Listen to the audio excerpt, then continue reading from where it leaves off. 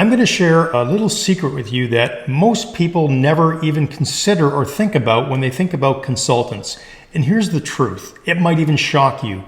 Most consultants who are 50 plus, who are new to the consulting industry, never planned on being a consultant in the first place. They're there because of circumstantial reasons. And when you're 50 plus and you're becoming a consultant, it's because you found either the corporate world was just not where you wanted to be anymore, or you might not even be able to find a job in the corporate space again because of your age, because of how much you cost to hire and keep as an employee. There's a number of reasons. We're not going to point out which one they are, but if you're 50 plus and you're going down this road, I think my story and the journey might be of interest to you. So how did I become a consultant? Well, back in 1985, I went to college for marketing and business administration. At that time, I was working for the Toronto Blue Jays in their group sales department. And I had envisioned a career when I was in high school that I was going to be a Major League Baseball player. But after going through that process and the recruitment process and understanding the cost behind going to school in the United States, because I'm in Canada, we didn't have the money saved for that. The Blue Jays had come to town. I wanted to work in professional baseball, so I got a job with them. Worked for them for 2 years while I was in college. And my last year of college, I had a co-op work term. And I thought to myself, well, rather than go back and work for the Blue Jays, because I was sort of not only in sales, but my manager was in licensing. I thought, I have an opportunity here. There's a company in Niagara Falls, close to our school, who was a import and domestic manufacturer. And I got to learn from that company how to import products, how to create new products, how to brand and market new products, how to develop relationships with retail partners. It was an extremely valuable work term. The unfortunate side was when I went back to the Blue Jays to get a job when I graduated, they promote from within. And because I had left the organization, I went to the bottom of the pile. And at that time, when I didn't get the job that I thought I was going to get with the Blue Jays, I thought, okay, now I need to go out and get a job in the real world. So I applied for some pharmaceutical sales jobs. And I remember there was one job specifically. The company was in Mississauga, Ontario. And at the time, my then fiance, Robin, we've been married for 36 years very successfully. She's sitting in the car in the parking lot. I'm going to my third interview with this company. And I remember walking into the vice president's office. He's sitting behind a large desk. He's got my resume inside of a folder. I sit down. He opens the folder up. He looks down. He looks back at me. He says, "What university did you go to?" And I said, "I went to Niagara College." He closed the folder, put it down, and said, "The interview's over. Thank you very much." It was that abrupt and that rude, and it really left a bad taste in my mouth. But it also showed me that because in Canada, I had gone to college, or in the States, maybe a technical college, and I didn't go to a university, well, that was the glass ceiling for me. And I didn't want to go through that process again, or the humiliation of being in that hot seat again, knowing that there was always going to be this glass ceiling above me. So I started talking to other people who were consultants. And I started to understand the agency framework, because when I had worked for the import marketing business, I had learned about sales agents. And as part of a sales agency template, I could go out if I had a brand that I was representing and sell that to retailers and have sort of ongoing reoccurring revenue as they bought product consistently as the seasons changed. I ended up eventually becoming a consultant. And over the years, I ended up having my own products that I was importing, that I was selling to Walmart and Canadian Tire, and the buyers were buying from me every year. I went from sort of a project to project business case where as a consultant, I was looking for the next paycheck to now I've got a consistent brand that I own. I became the manufacturing brand behind what was being sold at retail. So I was managing production offshore. I was managing shipping. I was managing the sales relationship. I was doing all of those things. And then one day in around 2007, during the financial crisis, I inherited a new buyer. from one of the largest corporate retailers in Canada, one of my biggest accounts. And we had manufactured about $300,000 worth of product for that year, for that retail cycle. And because he saw the indicators showing that there was a financial crisis coming, all he wanted to have in his department were the big brand names. He didn't want any small independent brands in his department. But he just said to me, hey, look, wait, the orders will come. And we went ahead and we built that $300,000 worth of inventory, and it sat in a warehouse waiting to be shipped. A whole buying season went through. Nothing. Crickets.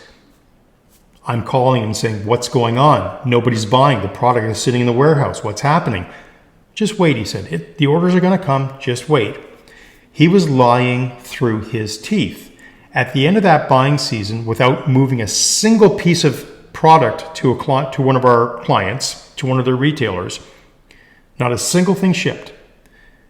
I got very, very nervous. I was handicapped financially because our entire financial cash flow was tied up in producing that order and then shipping that order out to my customers, recouping my profits, moving on.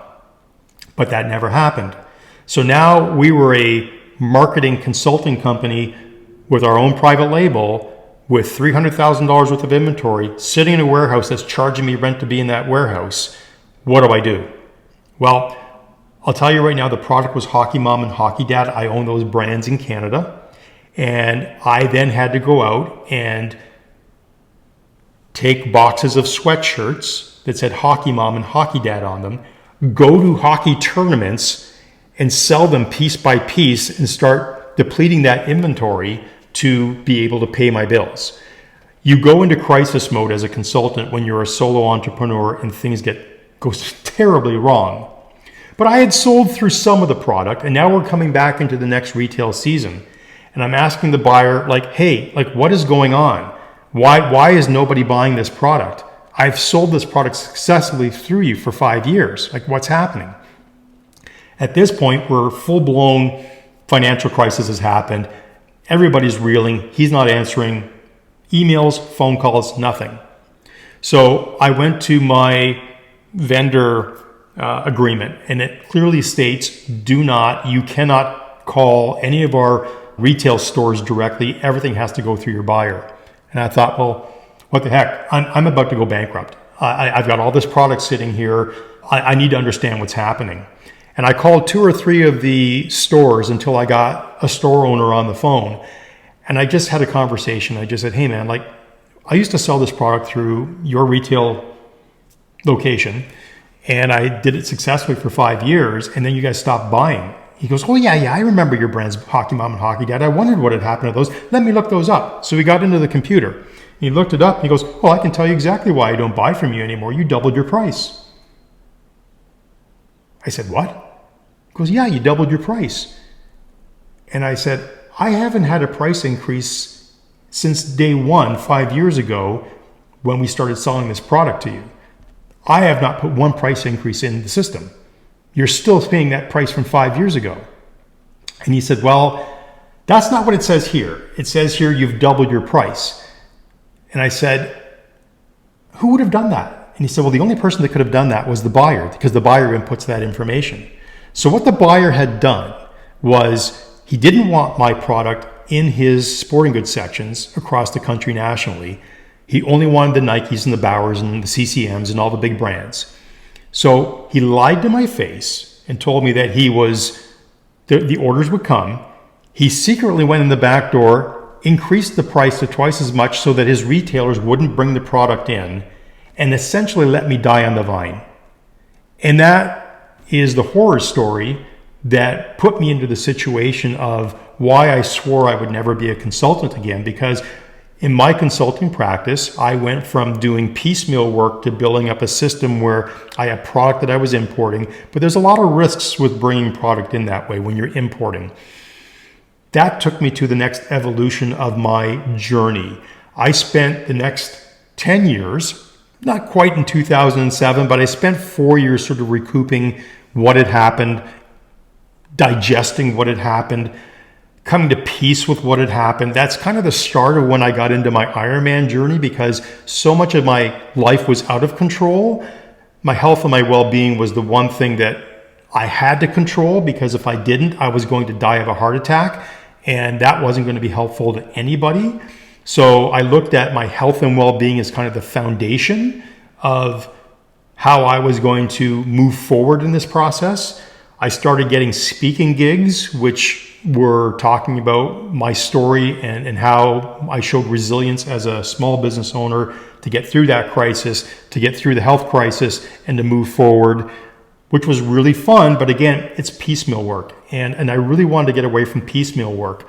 So part of my consulting contracts, not only was I doing speaking gigs, not only was I doing contract promotional items for specific clients, I was also doing events, because after becoming a triathlete for a number of years and having been part of trade shows for years and years and years, I knew that side of the business. And I was asked by a triathlon organization, both Triathlon Ontario and TTF, which was the Triathlon Festival in Toronto.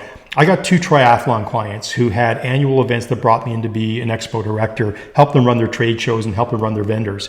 So again, piecemeal contract. It was consistent, but it was sort of, once a year, every year. Again, not what I was looking for. It wasn't the consistency that I was looking for. I needed to have monthly reoccurring revenue that I could count on. So this all takes me to discovering high level.